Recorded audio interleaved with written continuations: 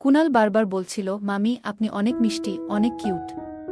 আমি মজা করে বললাম, তাহলে পাশের বাড়ির মেয়েদের নিয়ে ভাবছ কেন? আমার মধ্যে কি খুদ দেখলে? কুনাল একটু হেসে বলল, মামি আপনি এসব কি বলছেন? আপনার মাথা তো ঠিক আছে। তাই বুঝি, তাহলে আজ সকালে যখন আমি প্রীতমকে খাওয়াচ্ছিলাম তখন তুমি কি করছিলে? আর যখন আমি ফ্লোরে কিছু তুলছিলাম তখন? আমার এত কথা শুনে কুনালের মুখ হা হয়ে গেল। সে লজ্জা পেয়ে বলল, সরি মামি। আমি আর তাকে কিছু বলার সুযোগ দিলাম না। আমি তাকে আমার ঘরে নিয়ে গেলাম। আমার নাম পূজা। আমি ৩০ বছর বয়সী বিবাহিত মহিলা এবং আমার বিয়ে হয়েছে ৫ বছর হল। আমাদের একটি ১ বছরের ছেলে রয়েছে। আমি এখনো আগের মতোই আকর্ষণীয় দেখতে ছিলাম এবং সম্ভবত এই কারণেই আমার সম্পর্কে অনেকেই আগ্রহী হয়ে থাকে। বাইরে বের হলেই সবাই আমার দিকে তাকিয়ে থাকে। আমার ভাগনা কুনালের সাথেও এমনই কিছু ঘটে যায়। যদিও আমি তাকে বুঝিয়েছিলাম যে এটি সঠিক নয় এবং এটি জানাজানি হলে সমস্যা হতে পারে, তবুও সে থামেনি। ফলে পরিস্থিতির চাপে আমাকেই শেষমেশ তার কথা মানতে হয়। এরপর ১ মাস ধরে আমাদের মধ্যে যা ঘটে তা নিয়ে আরও কিছু কথা বলবো এই গল্পে। আমি এক বাচ্চার মা হলেও আমি আমার শরীরের অনেক যত্ন নিতাম। তাই এখন সবাই বলে আমি নাকি আগের থেকেও অনেক সুন্দর আর আকর্ষণীয় হয়েছি। আমি শহরে থাকার কারণে আমি সবসময় ছোট পোশাক আর জিন্স পরতে ভালোবাসতাম। তারপরেও আমার স্বামী আমাকে তেমন সময় দিতেন না। তাই আমি নিজেকে ভীষণ একাকী মনে করতাম। বন্ধুরা, আজকের গল্পটা অনেক বেশি স্পেশাল। আশা করছি তোমাদের ভালো লাগবে। গল্পগুলো ভালো লাগলে ভিডিওটি লাইক, শেয়ার এবং চ্যানেলটি সাবস্ক্রাইব করো প্লিজ। আমাদের শহরে একটি কাপড়ের দোকান রয়েছে, তাই আমি এবং আমার স্বামী রমেশ ২ বছর আগে গ্রাম ছেড়ে শহরে এসে বসবাস শুরু করেছি। এদিকে এইবার আমার ভাগনা কুনাল আমাদের বাড়িতে ছুটি কাটাতে এসেছে। সে ১০ম শ্রেণীতে পড়ে। স্কুল থেকে ১ মাসের ছুটি পেয়ে এবার সে আমাদের কাছে এসে মজা করে কিছু সময় কাটানোর সিদ্ধান্ত নেয়। কুনাল যখন আমাদের বাড়িতে আসার জন্য বাস স্টপে পৌঁছায় তখন আমি নিজেই তাকে আনতে যাই, কারণ আমার স্বামী রমেশ সব সময়ের মতো দোকানে ব্যস্ত ছিল। বাস স্টপে যাওয়ার সময় আমি জিন্স আর টি শার্ট পরেছিলাম, যা কুনালের নজর কেড়ে নেয়। তখন আমাকে দেখতে অনেক সুন্দর লাগছিল। আমি মাঝে মাঝে একটু অন্যরকম পোশাক পরে নিই, যেমন জিন্স আর টি শার্ট, আর আমার স্বামী রমেশ এতে কিছু বলেন না। আমি কি পরলাম না পরলাম আমার স্বামীর কোনো যায় আসতো না। সেদিন কুনাল বাস স্টপে আমার জন্য অপেক্ষা করছিল। এখন আমি আপনাদের কুনাল সম্পর্কে কিছু বলি। সে আমার ভাগনা। সে গ্রামে থাকে। দূর থেকে আমি কুনালকে ডেকে উঠলাম, কিন্তু আমাকে জিন্স পোশাকে দেখে সে প্রথমে চিনতে পারেনি এবং এদিক সেদিক তাকাতে লাগল। আমি যখন তাকে হাত দিয়ে ইশারা করলাম তখন সে আমার কাছে এসে পৌঁছায় এবং প্রথমেই আমার পায়ে ছোঁয়। আমি তাকে আশীর্বাদ দিয়ে বললাম, আরও কত করবে কুনাল? আমি তো এতটাও বুড়ি নেই। কুনাল হাসতে হাসতে বলে, না মামি, আপনি তো এখনও ১৮ বছরের মতোই দেখাচ্ছেন। আমি তো আপনাকে চিনতেই পারিনি। যদি আপনি সিঁদুর না পরতেন কেউ বলতেই পারত না যে আপনি একজন বাচ্চার মা। তার কথা শুনে আমি হেসে বললাম, যাও, এবার অনেক হয়েছে, আর মিথ্যা বলো না। তোমার মামা তো সবসময় বলে যে আমার মধ্যে আগের সেই উজ্জ্বলতা আর নেই। তখন কুনাল বলে উঠল, সত্যিই বলছি মামি, আপনি অনেক কিউট দেখাচ্ছেন। মনে হচ্ছে আগের থেকে অনেক সুন্দর লাগছেন। কুনালের মুখ থেকে নিজের প্রশংসা শুনে আমি একটু খুশিই হচ্ছিলাম, কারণ রমেশ আমার স্বামী তো কখনো আমার প্রশংসা করে না। কাজ সেরে বাড়ি ফেরার সময় সারাটা পথ কুনাল আমার সাথে কথায় মশগুল ছিল। কুনালের আমার হাত ধরে রেখেছিল এবং আমি বললাম, তুমি তো আর ছোট নও যে হারিয়ে যাবে। তখন কুনাল মজা করে বলল, কি হয়েছে মামি? হাত ধরলে কি আপনার হাত ময়লা হয়ে যাবে নাকি? কুনালের উচ্চতা আমার থেকে সামান্য কম ছিল, আর আমি সেদিন শাড়ি পরিনি, তাই একটু অস্বস্তি হচ্ছিল। বাড়িতে পৌঁছানোর পর কুনাল গোসল সেরে নিল। আমি তার জন্য চা এবং কিছু নাশতা তৈরি করে দিলাম। তারপর আমরা একসঙ্গে বসে চা খেলাম। এই সময় আমি কুনালের কাছে তার মা ও পরিবারের সবার খোঁজ খবর নিলাম এবং রমেশকেও ফোন করে জানিয়ে দিলাম যে কুনাল এসে গেছে। আমার ছেলে প্রীতম, যাকে আমরা আদর করে খুব প্রীতম খু বলে ডাকি, তখনও ঘুমাচ্ছিল। গল্প করতে করতে আমি মজা করে কুনালকে জিজ্ঞেস করলাম, এই যে, কোনো গার্লফ্রেন্ড বানিয়েছ নাকি এখনো সিঙ্গেল ঘুরছ? আমার মুখে এমন প্রশ্ন শুনে কুনাল একটু লজ্জা পেল। আমি হাসতে হাসতে বললাম, আর বলেও ফেলো। এত লজ্জা পাচ্ছ কেন? আমি তো আর তোমার মাকে কিছু বলবো না। তখন কুনাল একটু হেসে বলল, আসলে মামি, একটা মেয়ে আছে, কিন্তু আমি এখনো কিছু বলিনি। আমি আবার মজা করে বললাম, ওহ, তাহলে এখনো কিছু বলেনি? কুনাল মজা করে বলল, মামি, কথা তো দূরের কথা। কুনালের কথা শুনে আমি এত হাসছিলাম যে পেটে ব্যথা হয়ে গেল। গল্প করতে করতে কখন বিকেল 5টা বেজে গেছে বুঝতেই পারিনি। এদিকে আমার ছেলে প্রীতম ঘুম থেকে উঠে গেছে, তাই কুনাল তার সাথে খেলতে শুরু করল, আর আমি বাড়ির কাজকর্মে ব্যস্ত হয়ে গেলাম। কিছুক্ষণ পর কুনাল প্রীতমকে নিয়ে আমার কাছে এলো, কারণ সে কাঁদছিল। কুনাল বলল, মামি, অনেকক্ষণ ধরে সে শান্ত হচ্ছে না, আপনি একটু সামলান। আমি বুঝলাম হয়তো ও ক্ষুধার্ত, কারণ দুপুরেও তাকে খাওয়ানো হয়নি, তাই আমি রান্নাঘরে গিয়ে প্রীতমকে খাওয়াতে শুরু করলাম। এ সময় দেখলাম কুনাল আমার দিকে তাকিয়ে আছে, আর আমি চোখ ফেরাতেই সে সরে গেল। আমি বুঝতে পারছিলাম তার মনের মধ্যে কিছু চলছে। আমি মৃদু হেসে বললাম, কি হয়েছে কুনাল? এতে লজ্জা পাওয়ার কি আছে? এরপর আমি তাকে বললাম, প্রীতমকে বিছানায় শুইয়ে দাও, এখন অনেকক্ষণ ঘুমাবে। তারপর আমি সবার জন্য রাতের খাবার তৈরি করতে ব্যস্ত হয়ে পড়লাম। এতক্ষণে রমেশও দোকান থেকে বাড়ি ফিরে এলো। রাতে রমেশ কাজ সেরে গোসল করে খাওয়ার জন্য বারান্দায় চলে এলেন। খাওয়া দাওয়ার পর রমেশ ও কুনাল কিছুক্ষণ গল্প করল, আর আমি রান্নাঘরের কাজ গুছিয়ে নিলাম। এরপর রমেশ ক্লান্ত হয়ে তার ঘরে গিয়ে শুয়ে পড়লেন।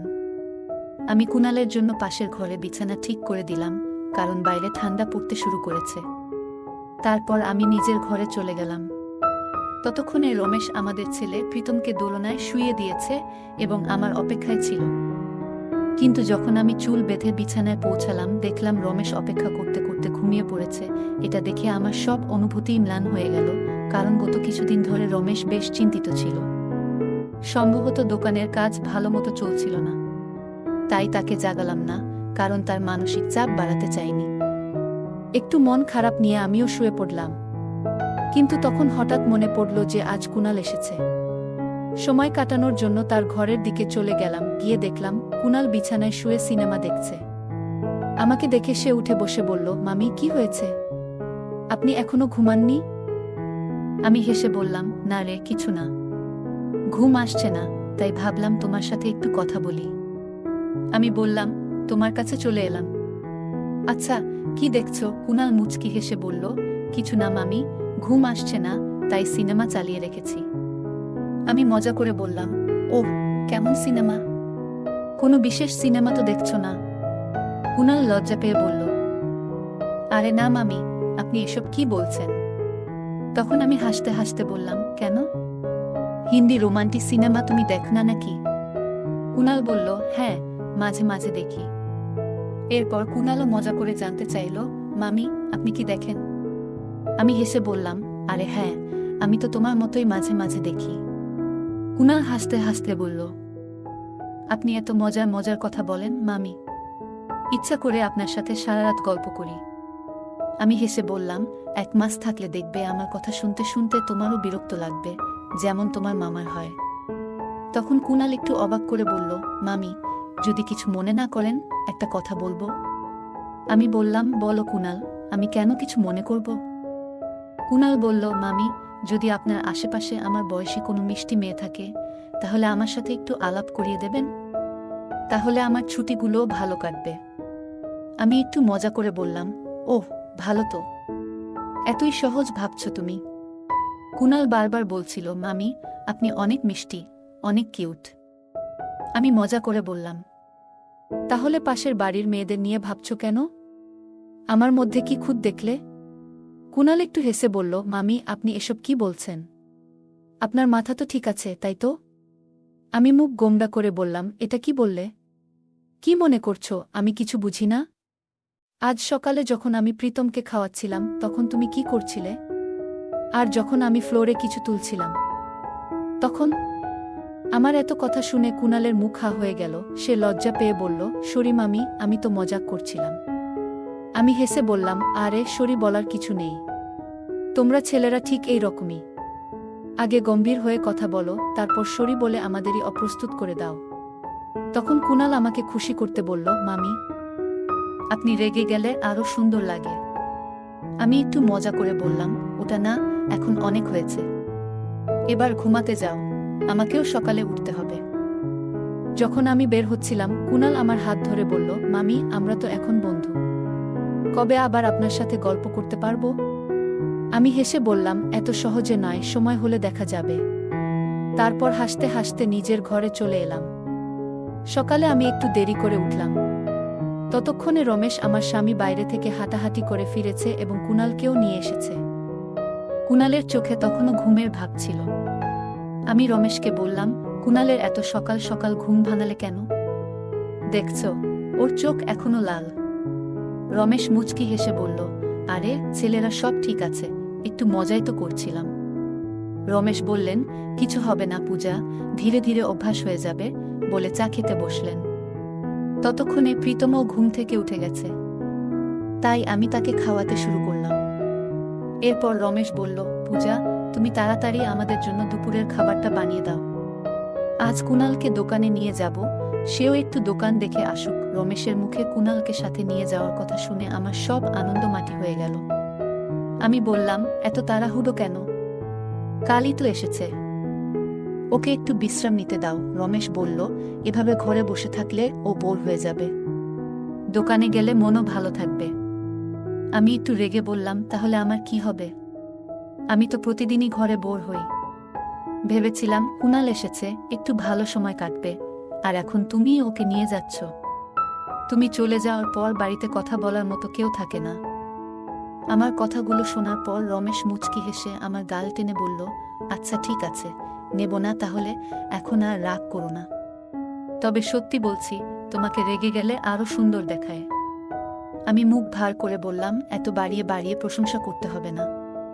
যদি সত্যিই নিয়ে যেতে মনস্থির করেছ, তাহলে নিয়ে যাও, আর বলবে না যে আমি কিছু শুনি না। তারপর আমি দুজনের জন্য খাবার প্যাক করে দিলাম, আর তারা দোকানের দিকে রওনা হলো। সন্ধ্যায় রমেশ ফিরে এসে সোজা স্নান করতে গেলেন, আর কুনাল এসে ঢুকল রান্নাঘরে, যেখানে আমি রুটি বানাচ্ছিলাম। এসেই সে আমার কাঁধে মাথা রেখে বলল, মামি, আজ তো আপনাকে ছাড়াই সারা দিন মন বসেনি। আমি হাসি চেপে বললাম, হ্যাঁ জানি, তবে আগে বলো তো আমার জন্য কিছু আনছো কি? কুনাল হেসে বলল, হ্যাঁ মামি, নিয়ে এসেছি। আমি তাকে বললাম, তাহলে তাড়াতাড়ি স্নান সেরে নাও, এরপর আমরা সবাই মিলে খেয়ে নেব। তখন পর্যন্ত রমেশ খাওয়া শেষ করে প্রীতমের সাথে খেলায় ব্যস্ত ছিল। আমি কুনালের জন্য খাবার দিয়ে নিজে বাটিগুলো পরিষ্কার করতে শুরু করলাম। খাওয়া শেষে কুনালও তার প্লেট নিয়ে রান্নাঘরে এসে বলল, মামি, আপনি তো অনেক কাজ করেন, নিশ্চয়ই ক্লান্ত হয়ে যান। চলুন আমি কিছুটা সাহায্য করি। আমি হেসে বললাম, ও এখন মামিকে ইমপ্রেস করছো নাকি? কুনাল একটু হেসে বলল, না মামি, তা নয়, তবে আজকাল আপনাকে একটু বেশি ভালো লাগছে। আমি মজার ছলে বললাম, কি ব্যাপার কুনাল, এত ভালো লাগছে কেন? কুনাল লজ্জা পেয়ে হেসে বলল, মামি, আপনার সব কথারই উল্টো মানে বের করেন। এরপর আমি নিজের ঘরে গেলাম। রমেশ যেন আমারই অপেক্ষায় ছিলেন, আর প্রীতমকে তিনি প্রতিদিনের মতোই ঘুম পাড়িয়ে দিয়েছিলেন। ঘরে ঢুকতেই আমি রমেশকে জিজ্ঞেস করলাম, এখনো ঘুমাওনি? কি হয়েছে? রমেশ এসে বললেন, আসলে ঘুম আসছে না, তাই একটু জেগেছিলাম। আমি একটু মজা করেই বললাম, আচ্ছা। আর যখন আমায় ঘুম আসতো না তখন তো কিছু বলনি। রমেশ একটু থেমে বললেন, পূজা, তুমি তো জানো গত কয়েকদিন ধরে দোকানের কাজটা ঠিকমতো চলছে না, তাই একটু চিন্তায় ছিলাম। আমি মুচকি হেসে বললাম, ওহ আচ্ছা, এত ভাবনার কিছু নেই, ঠিক হয়ে যাবে, তুমি একটু অপেক্ষা করো, আমি হাত মুখ ধুয়ে আসছি। অনেকদিন পর রমেশ জানালেন যে তিনি কিছুটা বেশি সময় আমার সাথে কাটাতে চান, আর এটাই শুনে আমার মন আনন্দে ভরে উঠল। এরপর বেশ কিছুক্ষণ ধরে আমরা একসাথে সময় কাটালাম, নানা গল্প আর হাসি ঠাট্টায় মেতে উঠলাম, যতক্ষণ না আমার হাসি থামানো মুশকিল হয়ে গেল। তার এতটা সময় নিয়ে আমার পাশে থাকার আগ্রহ দেখে মনটা সত্যিই প্রশান্তিতে ভরে উঠল। এরপর গল্প করতে করতে কখন যে ঘুমিয়ে পড়েছি বুঝতেই পারিনি। সকালে যখন কুনালের জন্য চা নিয়ে গেলাম, দেখলাম সে চা খেতে চাচ্ছিল না। বুঝতে পারলাম রাতে আমি তার সাথে কথা বলতে পারিনি বলে তার মন খারাপ। আমি স্নেহভরে জিজ্ঞাসা করলাম, কি হয়েছে কুনাল, তুমি কি আমার উপর অভিমান করেছ? কুনাল মৃদু কণ্ঠে বলল, রাতে তুমি আমার কাছে আসনি কেন? কুনাল বলল, মামি, জানো আমি একটানা রাত 1টা পর্যন্ত তোমার অপেক্ষা করছিলাম। তার কথায় আমি চুপ হয়ে রইলাম, কিন্তু তার প্রতীক্ষা দেখে বুঝতে পারলাম আমরা যা করতে যাচ্ছিলাম তা ঠিক নয়। অনেকদিন পর যেন আমার ভাবনায় কিছুটা স্পষ্টতা এলো, তাই আমি কুণালকে শান্তভাবে বোঝানোর চেষ্টা করলাম এবং তার কাছে ক্ষমাও চাইলাম। তখন কুণাল বলল, মামি, এভাবে কথা বলছো কেন? আমি জানি তোমার হয়তো আজ একটু বিশ্রামের দরকার, তবে কাল কিংবা পরশু কিছু সময় বের করো, তোমার সাথে গল্প করতে আমার খুব ভালো লাগে। কুণালের এমন আবেগ দেখে আমি একটু চিন্তিত হয়ে পড়লাম, বুঝলাম যে ও সহজে বুঝতে চাইছে না। ঠিক সেই সময় রমেশ ডাক দিয়ে বলল, পূজা, শিগগিরই খাবারটা গুছিয়ে দাও, আজ আমাকে তাড়াতাড়ি বের হতে হবে। আমি রান্নাঘরে গেলাম, রমেশের জন্য খাবার প্যাক করলাম। রমেশ বের হওয়ার সময় আমি বললাম, আজও কুণালকে তোমার সাথে নিয়ে যাও, যাতে ও একটু বাইরে ঘুরে আসে। জানতাম বাড়িতে থাকলে ও আমাকে একা থাকতে দেবে না। তবে রমেশ একটু অবাক হয়ে বললেন, কালও তো তুমি বললে ওকে বাড়িতে থাকতে দাও, আর আজ সাথে নিয়ে যাওয়ার কথা বলছো। ও তো দোকানে মনও বসাতে পারছে না। এটা বলেই রমেশ চলে গেলেন। কুণাল ঘর থেকে বেরোতেই আমার পিছু পিছু রান্নাঘরে চলে এলো এবং আমাকে বোঝানোর চেষ্টা করতে লাগলো, প্লিজ মামি, একটু ভাবো। তার এমন অনুরোধ দেখে বুঝতে পারছিলাম সে হয়তো সহজে মানবে না, এবং তার এই জেদটার কারণও আংশিকভাবে দায়ী আমি নিজেই। অবশেষে ভাবলাম, আচ্ছা কুণাল, ঠিক আছে, চলো ঘরে যাই। কিন্তু তখনই কেন যেন আমার চোখে জল চলে এলো। কুণাল সেটা দেখে অবাক হয়ে জিজ্ঞেস করল, মামি, তুমি কি সত্যিই খুশি নও? তার প্রশ্ন শুনে অজান্তেই আমার চোখ ভিজে উঠল, আর আমি তার পায়ের কাছে বসে বললাম, প্লিজ কুণাল, আমাকে ক্ষমা করে দাও। আমারই ভুল ছিল, তোমার সাথে এমন মজা করা উচিত ছিল না। যেদিন তুমি এখানে এলে তখন থেকেই কেমন একটা অস্থিরতা অনুভব করছিলাম। বুঝতে পারছিলাম তোমার প্রতি একটা অদ্ভুত টান অনুভব করছি, কিন্তু পরে বুঝতে পারলাম এটা ভুল। এটা ঠিক নয়, তুমি তো আমার ছেলের মতো। আমাদের সম্পর্কটা এমন হওয়া উচিত নয়। প্লিজ আমাকে ক্ষমা করো। আমার কথা শোনার পর কুণাল আর এক মুহূর্তও সেখানে থাকেনি। দ্রুত নিজের জিনিসপত্র গুছিয়ে গ্রামের বাড়িতে ফিরে যাওয়ার সিদ্ধান্ত নিল। সেও তার ভুল বুঝতে পারছিল। আসলে প্রতিটা সম্পর্কের একটা সীমা থাকে, যা অতিক্রম করা ঠিক নয়। গল্পে কুণালের প্রতি মাতৃসুলভ মমতা এবং কুণালের কিছু আবেগের কারণে একটি সীমানা অতিক্রম করার প্রবণতা তৈরি হয়েছিল। তবে সময়মতো ভুল স্বীকার এবং সঠিক সিদ্ধান্ত গ্রহণ তাদের সম্পর্ককে সঠিক পথে ফিরিয়ে আনে। এই গল্পে কুণালের প্রতি মূল চরিত্রের মমতা এবং স্নেহ ছিল মাতৃসুলভ। কিন্তু যখন সেই মমতা এবং স্নেহ কিছু সীমারেখা অতিক্রম করার পর্যায়ে পৌঁছে যায়, তখন তিনি উপলব্ধি করেন যে সম্পর্কের একটি নির্দিষ্ট সীমানা থাকা উচিত। প্রতিটি সম্পর্কের মধ্যে কিছু অপ্রকাশিত সীমা থাকে, যা অতিক্রম করা সম্পর্ককে জটিল করতে পারে এবং ভুল বোঝাবুঝি তৈরি করতে পারে। কুণালের প্রতি তার আবেগ ছিল ভালোবাসার মতোই, কিন্তু সেই ভালোবাসা যেন ভুল পথে না যায় সেদিকে মনোযোগী থাকা প্রয়োজন ছিল। প্রায়শই সম্পর্কের সমস্যাগুলির সমাধান খোলামেলা কথোপকথনের মধ্যেই নিহিত থাকে। গল্পের মূল চরিত্রটি কুণালের সঙ্গে সোজাসুজি কথা বলেন এবং নিজেদের মধ্যে সৃষ্ট ভুল বোঝাবুঝির সমাধান করেন। তার খোলামেলা কথোপকথন কুণালকে নিজের অবস্থান এবং অনুভূতির ব্যাপারে সচেতন হতে সহায়ক হয়। এই ধরনের সৎ এবং সরল যোগাযোগ আমাদের ব্যক্তিগত জীবনের বিভিন্ন সম্পর্কের সমস্যাগুলো সমাধানে অত্যন্ত গুরুত্বপূর্ণ। গল্পে আমরা দেখতে পাই যে সংযম এবং আত্মনিয়ন্ত্রণ একটি সম্পর্ককে সঠিক পথে রাখতে কতটা সহায়ক হতে পারে। মূল চরিত্রটি বুঝতে পারেন যে তার আবেগকে নিয়ন্ত্রণে রাখা জরুরি, কারণ তা সম্পর্কের সৌন্দর্য এবং মর্যাদাকে হুমকির মুখে ফেলে দিতে পারে। এই শিক্ষা আমাদের মনে করিয়ে দেয় যে আমাদের আবেগ এবং অনুভূতির প্রতি সংযম থাকা অত্যন্ত প্রয়োজনীয়, বিশেষত তখন যখন সেগুলো সম্পর্কের সীমানা অতিক্রম করার ঝুঁকিতে থাকে। গল্পের শেষের দিকে কুণাল নিজের ভুল বুঝতে পেরে নিজেকে দূরে সরিয়ে নিয়ে যায়। এটি সম্পর্কের মর্যাদা এবং সীমা রক্ষা করার জন্য তার নিজস্ব সিদ্ধান্ত। প্রতিটি সম্পর্কের ভিত্তি হল পারস্পরিক সম্মান, যার অভাবে সেই সম্পর্ক অবমূল্যায়িত হতে পারে। কুণাল এবং মূল চরিত্রের মধ্যে সম্পর্কের প্রতি এই শ্রদ্ধাবোধ এবং বোঝাপড়া তাদের ভুল বুঝতে এবং একে অন্যের প্রতি শ্রদ্ধা প্রদর্শন করতে সহায়তা করে। গল্পটি শেষ পর্যন্ত আমাদের জানায় যে প্রতিটি ভুলই একটি শিক্ষা। এই অভিজ্ঞতা তাদের উভয়ের জন্যই শিক্ষণীয়, যা ভবিষ্যতে তারা সম্পর্কের ব্যাপারে আরও সচেতন এবং সংযত হয়ে উঠতে পারবেন। গল্পটি দেখায় যে ভুল থেকে শিক্ষা নিয়ে তা পরবর্তীতে সঠিক পথে পরিচালিত করাই সবচেয়ে বড় আত্মোন্নয়ন। অতএব এই গল্পটি আমাদের বোঝায় যে সঠিক সম্পর্ক বজায় রাখতে পারস্পরিক বোঝাপড়া, শ্রদ্ধা এবং সীমানার প্রতি সম্মান থাকা অত্যন্ত প্রয়োজন। আবেগ থাকা সত্ত্বেও সংযম বজায় রাখা, আত্মনিয়ন্ত্রণ করা এবং সম্পর্কের মর্যাদা রক্ষা করা হলো এই গল্পের প্রধান শিক্ষণীয় বিষয়। বন্ধুরা, যদি এই গল্পটি ভালো লেগে থাকে তাহলে দয়া করে ভিডিওটি লাইক করুন এবং আমাদের চ্যানেলটি সাবস্ক্রাইব করুন। পাশে থাকা বেল আইকনটি প্রেস করুন যাতে করে আমরা যখনই নতুন ভিডিও আপলোড করি তার নোটিফিকেশন সবার আগে আপনার কাছে পৌঁছে যায়। ধন্যবাদ, দেখা হবে আমাদের পরবর্তী ভিডিওতে।